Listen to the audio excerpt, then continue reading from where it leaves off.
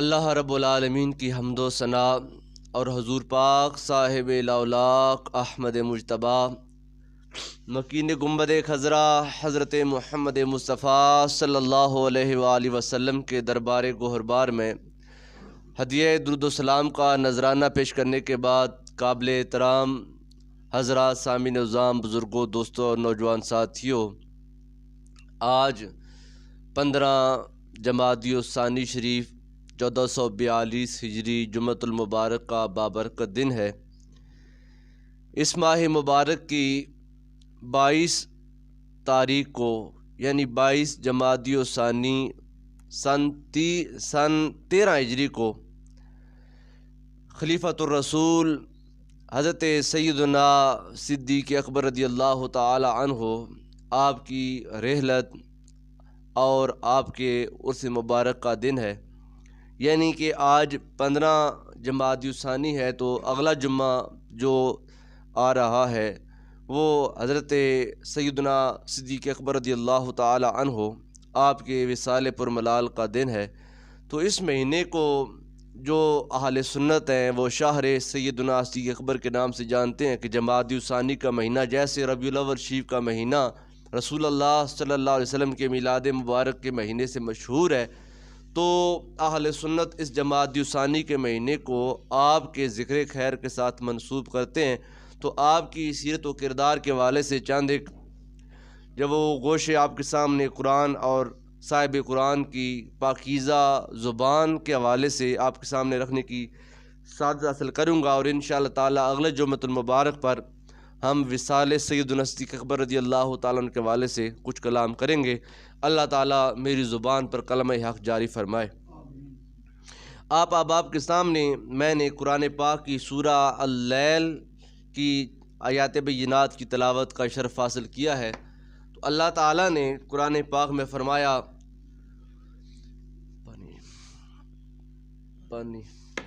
Glass پڑھو اوپر۔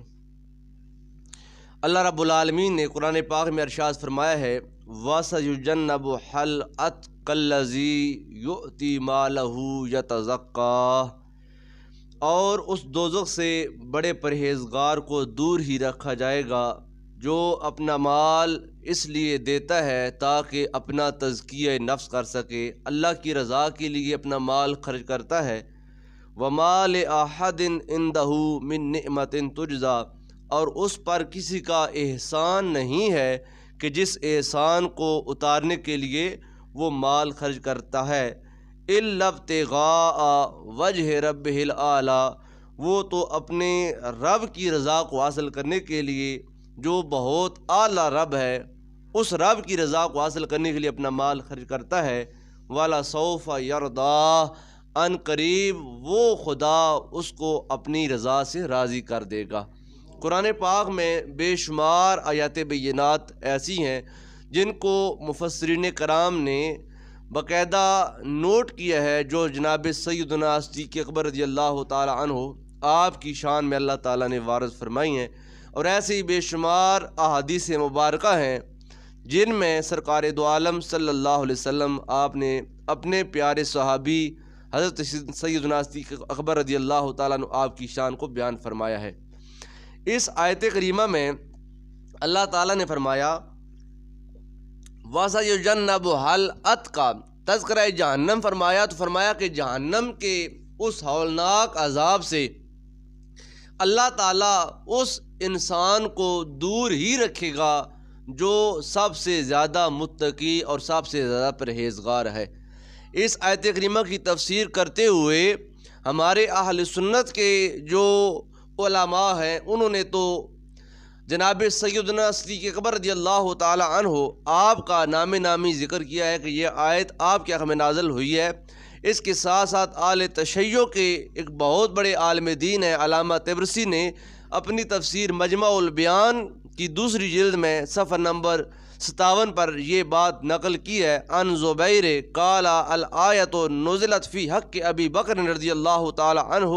لأنہ اشترى المالک الذین اسلموا مثلا بلال و عامر بن میسرہ وغیرہم وآتقہم۔ وہ شیعہ عالم دین علامہ طبرسی اپنی تفسیر مجمع البیان میں فرماتے ہیں کہ یہ جو آیت کریمہ ہے وہ حضرت ابوبکر صدیق رضی اللہ تعالیٰ عنہ آپ کے حق میں نازل ہوئی ہے، کیونکہ لِأَنَّهُ اشْتَرَى الْمَالِكَ الَّذِينَ أَسْلَمُوا، آپ ان غلاموں کو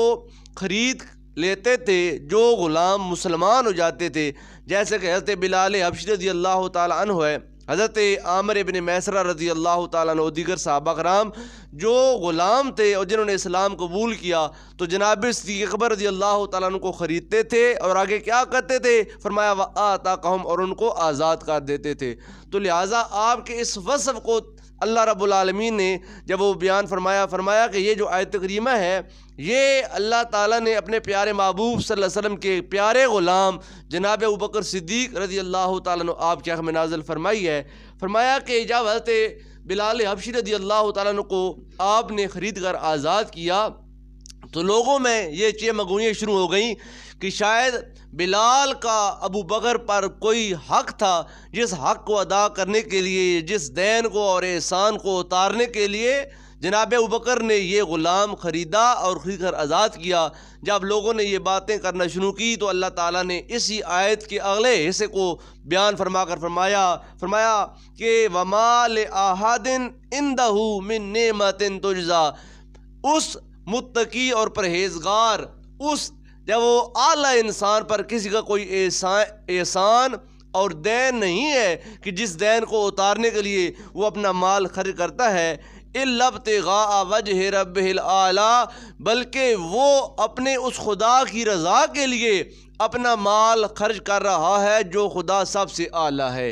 جب انہوں نے اپنا مال سب سے اعلیٰ خدا کی رضا کے لیے خرچ کیا تو اللہ تعالیٰ فرماتا ہے وَلَسَوْفَ يَرْضَىٰ، ان قریب اللہ تعالیٰ اپنے اس متقی بندے کو راضی کر دے گا۔ قرآن پاک میں دو ہستیاں ایسی ہیں جن کا تذکرہ اللہ تعالیٰ نے فرمایا، جن کے ساتھ اللہ نے وعدہ کیا ہے کہ اللہ تعالیٰ ان کو راضی کرے گا۔ ایک تو جناب سرکار دو عالم صلی اللہ علیہ وسلم کی ذات ہے، جن کے بارے میں اللہ فرماتا ہے وَلَسَوْفَ يُعْطِيكَ رَبُّكَ فَتَرْضَىٰ، اے میرے پیارے محبوب میں تجھ کو اتنا دوں گا کہ تو راضی ہو جائے گا۔ یعنی اپنی امت کے معاملے میں سرکار دو عالم صلی اللہ علیہ وسلم پہ پریشان تھے کہ میری امت کا کیا بنے گا، تو اللہ رب العالمین نے معراج کی رات جب آپ براق پر سوار ہونے لگے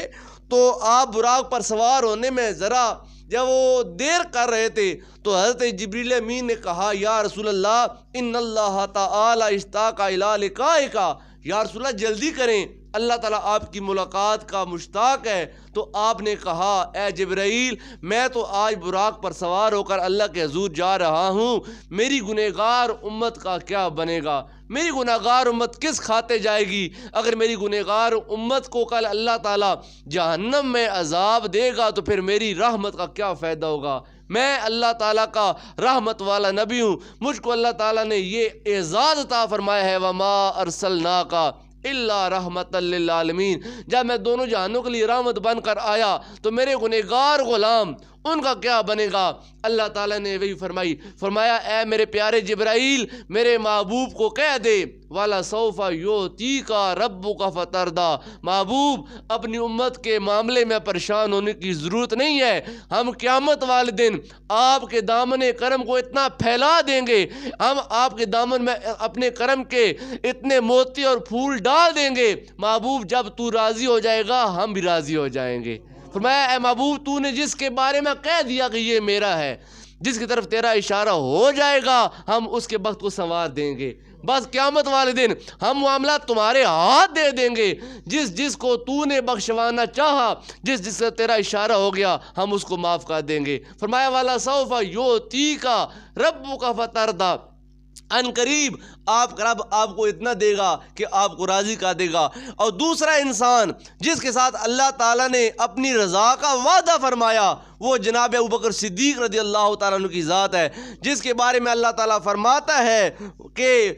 إِلَّا ابْتِغَاءَ وَجْهِ رَبِّهِ الْأَعْلَىٰ وَلَسَوْفَ يَرْضَىٰ، فرمایا کہ وہ متقی انسان، وہ پرہیزگار انسان جو میری رضا کے لیے اپنا مال خرچ کر رہا ہے، میں اپنے اس بندے کے مال کو قبول کر کے کل روز قیامت اس کو اپنی رضا سے راضی کر دوں گا۔ سرکار دو عالم صلی اللہ علیہ وسلم آپ فرماتے ہیں کہ مجھ محمد دامن پر لوگوں نے جتنے احسان کیے، جتنے دین کیے، جتنی مہربانیاں کی ہیں، میں نے سب کا حق میں نے دنیا میں ادا کر دیا ہے، لیکن ایک ذات ہے جس کا نام ابو بکر ہے، میں نے اس کے حق کو ادا نہیں کیا، اس کی حق کو ادا اللہ تعالیٰ کل قیامت والے دن خود کرے گا۔ یہ مقام اور مرتبہ تمام صحابہ کرام میں، اللہ تعالیٰ کے پیارے محبوب صلی اللہ علیہ وسلم کے تمام صحابہ کرام میں ایک جدا مقام جناب ابو بکر صدیق رضی اللہ تعالیٰ عنہ آپ کا ہے۔ آپ صحابہ کرام میں بھی اور اہل بیت کرام کے افراد کی نگاہ میں بھی ایک جداگانہ مقام رکھتے تھے۔ ایک دن حضرت امام باقر علیہ رحمہ، امام جعفر صادق کے والد بزرگوار، وہ بیٹھے تھے مسجد میں، ایک آدمی آیا، اس نے آ کر آپ سے سوال کیا، کہتا ہے کہ حضور کیا بندہ تلوار کی جو مٹھ ہوتی ہے، کیا اس تلوار کی مٹھ پر چاندی کا پانی چڑھا سکتا ہے؟ یعنی کہ لوگوں کے وہ ہتھیار تھے اور وہ اپنے ہتھیار کو خوبصورت بناتے تھے، تلوار کی مٹھ کے ساتھ موتی باندھنا، اس کے ساتھ کپڑے باندھنا، اس کے ساتھ دھاگے باندھنا، اس کو آراستہ و پراستہ کرنے کے لیے سونے یا چاندی کے ورق چڑھانا، پانی چاندی کا چڑھانا، وہ ان لوگوں کا ایک جب وہ دستور تھا۔ تو حضرت امام باقر علیہ رحمہ آپ سے سوال کیا گیا کہ حضور کیا تلوار کی جو مٹھ ہوتی ہے اس کے اوپر چاندی کا پانی چڑھانا جائز ہے؟ تو آپ نے کہا جائز ہے، اور جائز ہونے کی دلیل آپ نے یہ دی، فرمایا کہ جناب ابو بکر صدیق رضی اللہ تعالیٰ عنہ آپ کی جو تلوار تھی اس کی مٹھ چاندی کی بنی ہوئی تھی۔ جب آپ نے جب وہ دلیل کو بیان کیا تو وہ جو بندہ تھا، سائل تھا، اس بندے نے آپ سے حیران ہو کر پوچھا کہ ایک تو بات یہ کہ آپ اس سوال کا جو فتویٰ دے رہے ہیں اس کی نسبت ابو بکر کی طرف کر رہے ہیں کہ ابو بکر کی ایسی تلوار تھی، اور ساتھ آپ یہ کہہ رہے ہیں کہ ابو بکر صدیق کی تلوار، کیا آپ بھی ابو بکر کو صدیق مانتے ہیں؟ یعنی کہ وہ بندہ سوال کرنے والا متجسس تھا کہ امام باقر بھی کیا ابو بکر صدیق کو صدیق مانتے ہیں؟ تو جب اس سائل نے یہ تعجب کے ساتھ پوچھا نا، اب آپ اپنے کلمات وہ سماعت فرمائیں جو امام باقر کی زبان سے نکلے، فواصب وصبتن، آپ جب وہ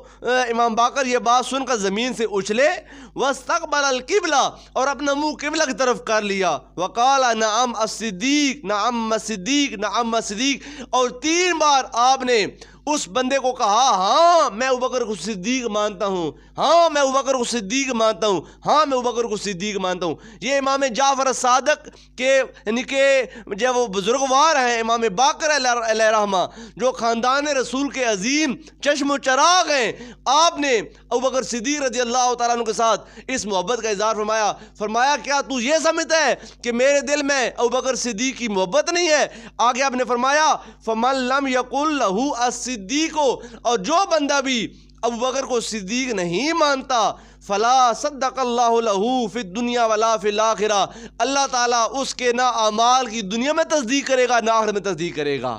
یہ بات کہاں پر لکھی ہوئی ہے؟ کشف الغمہ فی معرفت الائمہ، اہل تشیع کی ایک بہت ایتھنٹک کتاب ہے کشف الغمہ فی معرفت الائمہ، اس کے اندر صفحہ نمبر 1220 پر، اور اس طرح اسی واقعے کو اور اسی بات کو احتجاج طبرسی کے اندر جو کہ اہل تشیع کی ایک جید کتاب ہے اس کے اندر بیان کیا گیا کہ امام باقر صادق نے آپ کو جب وہ ابو بکر صدیق رضی اللہ تعالیٰ عنہ کا یعنی کہ یہ لقب عطا فرمایا۔ آگے آئیں، خاندان نبوت کے ایک عظیم چشم و چراغ حضرت امام جعفر صادق کا نام کون نہیں جانتا؟ آپ ایک دن خطبہ دے رہے تھے تو آپ سے کسی نے سوال کیا کہ اے امام، آپ کا حضرات شیخین کے بارے میں کیا موقف ہے؟ شیخین سے مراد ہے جناب ابو بکر صدیق اور جناب فاروق اعظم رضی اللہ تعالیٰ عنہ، ان 2 صحابہ کرام کو شیخین کے نام سے جانا جاتا ہے۔ تو سوال کرنے والے نے امام جعفر صادق سے سوال کیا کہ آپ کا حضرات شیخین کے بارے میں کیا موقف ہے؟ تو امام جعفر صادق علیہ رحمہ آپ نے فرمایا ہما امامان عادلان قاسطان علی الحق ومات علی الحق فعلیہم رحمت اللہ یوم القیامہ۔ آپ نے فرمایا اس سوال کرنے والے، تو یہ سمجھتا ہے کہ میں ان کے بارے میں کچھ غلط بولوں گا کہ وہ غاصب تھے، وہ ظالم تھے، وہ لٹیرے تھے اور انہوں نے جب وہ خلافت چھینی تھی؟ فرمایا نا نا، میں حق کو جاننے والا ہوں، سنو ہما امامان، وہ دونوں ہمارے امام تھے۔ اب یہ کلمات کسی عام صحابی کی زبان سے نہیں نکل رہے، یہ کلمات سرکار دو عالم صلی اللہ علیہ وسلم کے نور سے اور آپ کی نسل سے اور آپ کے عظیم بیٹے سے امام جعفر صادق کی زبان سے نکل رہے ہیں۔ آپ فرما رہے ہیں ہما امامان، وہ دونوں ہمارے امام تھے، اور آگے ان اماموں کا وصف بیان کیا جا رہا ہے، عادلان، وہ دونوں عادل تھے۔ عدل اس کی جو متضاد ہے، اپوزٹ ہے، وہ ہے ظلم۔ عدل اس کی جب وہ متضاد ہے ظلم، کہا کہ وہ ظالم نہیں تھے۔ ہما امامان عادلان، یہ آج کے کسی مولوی ذاکر کے کلمات نہیں ہیں، بلکہ امام جعفر صادق کے کلمات ہیں، جن کے نام پر آج پوری فقہ جعفریہ کو مرتب کیا گیا ہے۔ آپ فرماتے ہیں ابو بکر اور عمر کا تم کیا پوچھتے ہو کہ وہ کیسے لوگ تھے؟ ہما امامان عادلان، وہ دونوں ہمارے امام تھے، ہمارے سردار تھے، اور دونوں عادل تھے، قاسطان، اور دونوں انصاف پسند انسان تھے۔ انہوں نے کسی کے ساتھ جب وہ نا انصافی یا زیادتی یا ظلم نہیں کیا، کانا علی الحق، وہ دونوں حق پر زندہ رہے، وماتا علی الحق، اور دونوں کا وصال حق پر ہوا، یعنی جیے بھی تو زندہ رہے تو حق پر، اور جب مرے تب بھی حق پر مرے۔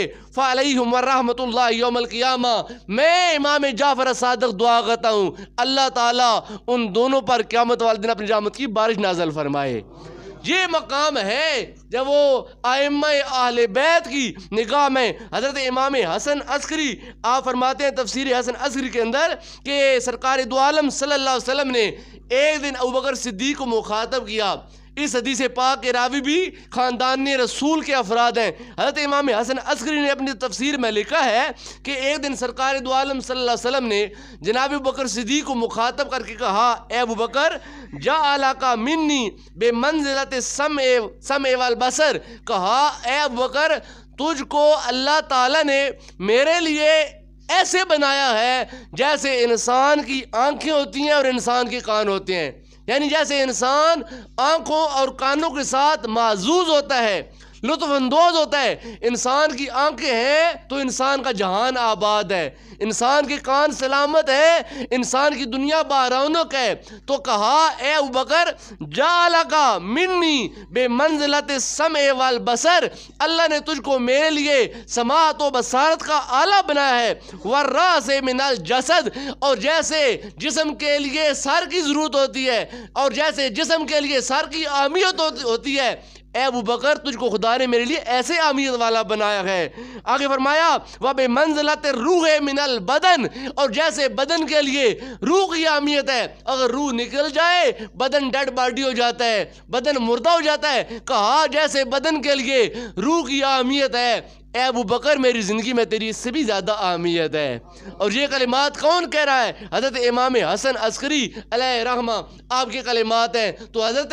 علی المرتضیٰ شیر خدا رضی اللہ تعالی عنہ، جو کہ خلیفہ چہارم ہے اور اللہ رب العالمین کے پیارے محبوب صلی اللہ علیہ وسلم کے خلفائے راشدین کے اندر آپ کا نام ہے، تو حضرت امام علی المرتضیٰ شیر خدا رضی اللہ تعالی عنہ، آپ نے ایک خط لکھا حضرت امیر معاویہ رضی اللہ تعالیٰ عنہ کی طرف، تو اس خط کے اندر آپ نے پہلے اپنے خلفاء کے اوصاف بیان فرمائے۔ جب آپ کا زمانہ حکومت آیا مولا کائنات کا، تو آپ نے امیر معاویہ کی طرف دمشق میں ایک خط لکھا۔ اس خط کا مضمون آج بھی شرح نہج البلاغہ کے اندر موجود ہے، اور یہ کتاب چھپی ہوئی ہے، مطبوعہ ایران ہے اور تیسری جلد ہے، علامہ ابن میثم کی لکھی ہوئی شرح نہج البلاغہ ہے۔ اس کے اندر وہ کلمات آج بھی موجود ہیں کہ مولا کائنات حضرت علی المرتضیٰ رضی اللہ تعالیٰ عنہ آپ نے کن الفاظ میں اپنے پہلے صحابہ کرام کے اوصاف کو بیان فرمایا۔ آپ نے فرمایا وَقَانَ أَفْضَلُهُمْ فِي الْإِسْلَامِ كَمَا زَعَمْتَ، اے امیر معاویہ جیسے تمہارا بھی گمان ہے کہ وہ جو مجھ سے پہلے تھے، یعنی ابو بکر، عمر اور عثمان، وَقَانَ أَفْضَلُهُمْ فِي الْإِسْلَامِ، وہ اسلام میں افضل ترین لوگ تھے، وَأَنْصَحُمُ اللَّهُ وَلِرَسُولِهِ، اور وہ اللہ کے ساتھ اور اللہ کے رسول کے ساتھ بڑے مخلص لوگ تھے۔ وہ ظالم لوگ نہیں تھے، وہ غاصب لوگ نہیں تھے۔ ابو بکر و عمر اور عثمان وہ اللہ کے لیے بھی اور اللہ کے رسول کے لیے بھی مخلص ترین لوگ تھے۔ آگے کہا الخلیفۃ الصدیق، اللہ کے رسول کے پہلے خلیفہ ابو بکر صدیق تھے، وہ خلیفۃ الخلیفۃ الفاروق، اور اللہ کے محبوب جناب محمد کے خلیفہ ابو بکر کے خلیفہ جناب فاروق اعظم رضی اللہ تعالیٰ عنہ تھے۔ والے عمری، اور مجھ کو میری عمر کی قسم ہے، ان مکانہما فی الاسلام لعظیم، بے شک ان کے جو مقام تھے، جو مرتبے تھے، وہ اسلام میں بہت عظمت والے تھے۔ یہ کلمات مولا کائنات کے ہیں، جناب علی المرتضیٰ شیر خدا رضی اللہ تعالیٰ عنہ کے کلمات ہیں، جو امیر معاویہ رضی اللہ تعالیٰ عنہ کو خط لکھتے ہوئے آپ نے کہا مجھ سے پہلے جو گزرے ہیں، جن کا نام ابو بکر ہے، جن کا نام عمر ہے، جن کا نام عثمان ہے، وہ اسلام میں عظمت والے لوگ تھے۔ وَأَنَّ الْمُصَابَ بِهِمَا لَجَرْحٌ فِي الْإِسْلَامِ، اور ان دو صحابیوں کا دنیا سے اٹھ جانا، یعنی ابو بکر و عمر کا دنیا سے اٹھ جانا، یہ اسلام کے لیے بہت بڑا دھچکا ہے۔ شدید یرحمہم اللہ تعالی، اللہ تعالیٰ ان دونوں پر رحم فرمائے۔ وجزاہما بِأَحْسَنِ مَا عَمَلَا، اور جو انہوں نے دنیا میں نیک اعمال کیے، کل اللہ تعالیٰ ان کو اس کی بہترین جزا عطا فرمائے۔ یہ محبت کے کلمات ہیں۔ آج لوگوں نے تفرقے بنا ڈالے، لوگوں کے دلوں میں نفرتیں اور قدورتیں پیدا کر ڈالی کہ صحابہ کرام کے آپس میں جب وہ محبتیں نہیں تھی بلکہ نفرتیں کرتے تھے، اور آل بیت سے لوگ جلتے تھے۔ حاشا وکلا، اللہ کا قرآن کہتا ہے کہ جناب محمد صلی اللہ علیہ وسلم کے جو اصحاب ہیں وہ آپس میں رحماء بینہم، آپس میں بہت رحیم تھے، بڑے کریم تھے، لیکن اشداء علی الکفار، کافروں کے معاملے میں بہت زیادہ شدید اور بہت زیادہ غضبناک لوگ تھے۔ کافروں کے معاملے میں بہت سخت تھے لیکن آپس میں بہت نرم تھے۔ تو اللہ رب العالمین نے جناب ابو بکر صدیق رضی اللہ تعالیٰ عنہ آپ کو صحابہ کرام کی جماعت میں بھی اور اپنے اہل بیت کی نگاہ میں بھی ایک جداگانہ اور منفرد عزت عطا فرمائی ہے۔ جناب ابو بکر صدیق رضی اللہ تعالیٰ عنہ آپ کا یہ وصال پر ملال کا مہینہ ہے۔ آج 15 جب وہ جمادی الثانی کا دن ہے، 22 جمادی الثانی جو اگلا جمعہ آ رہا ہے وہ آپ کی وصال پر ملال کا دن ہے۔ تو اہل سنت اس مہینے کو آپ کے ذکر کے ساتھ موسوم کرتے ہیں، مناتے ہیں، اور آپ کی جب وہ عادات کو، آپ کے خصائل کو اور آپ کے اسلام میں آپ کی قربانیوں کو بیان کر کے آپ کو، آپ کی ذات کو خراج عقیدت پیش کرتے ہیں۔ جناب ابو بکر صدیق رضی اللہ تعالیٰ عنہ وہ ذات ہیں جنہوں نے اسلام سب سے پہلے مردوں میں قبول کیا ہے۔ خواتین میں جناب سیدہ خدیجہ الکبریٰ رضی اللہ تعالیٰ عنہ آپ نے اسلام قبول کیا۔ بچوں میں جناب حضرت علی المرتضیٰ شیر خدا رضی اللہ تعالیٰ عنہ آپ نے سب سے پہلے اسلام قبول کیا، اور بڑوں میں سب سے پہلے اسلام قبول کرنے والے جناب ابو بکر صدیق رضی اللہ تعالیٰ عنہ آپ کی ذات عالی ہے۔ اور جب وہ شام گئے تو شام آپ تجارت کرنے کے لیے گئے تو وہاں پر آپ نے ایک خواب دیکھا۔ خواب کی تعبیر پوچھنے کے لیے آپ وہاں پر بحیرہ راہب کے پاس پہنچے، جو عیسائیوں کا ایک بہت بڑا عالم دین تھا۔ آپ گئے اور جا کر اپنا خواب بیان کیا۔ جب خواب آپ نے بیان کیا نا تو اس نے پوچھا ممن انتا، قال البحیرۃ ممن انتا، اے مجھ سے سوال کرنے والا